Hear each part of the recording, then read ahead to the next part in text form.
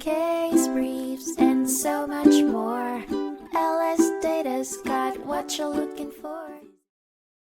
The Supreme Court of the United States was tasked in 1985 with a lawsuit that centered on the idea of whether government regulations that potentially limit a landowner's property rights were in violation of the Fifth Amendment or due process. This took place in a case known as Williamson County Regional Planning Commission v. Hamilton Bank of Johnson City.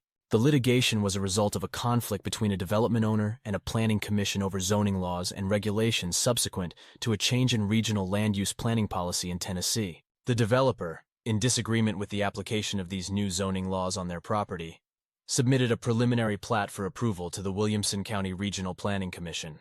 The approval came through, however, it was seen as in conflict with the updated zoning regulations. This led to the developer believing there was a taking of their property, as it limited their use of the land, and consequently, they decided to sue the commission.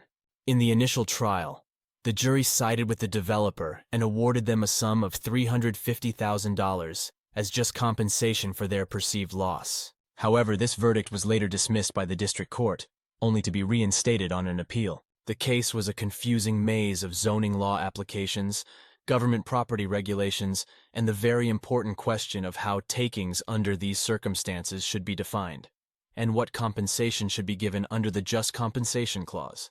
In its remitted verdict, the Supreme Court decided that the claim by the developer was premature, because they had not obtained a definitive decision from the Commission concerning the zoning regulations applied to their property.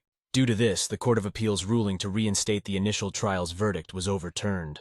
This led to the case being sent back for further proceedings, the focus of which would be the need for a variance application in order to define concrete terms for the proposed subdivision. Case briefs, and so much more.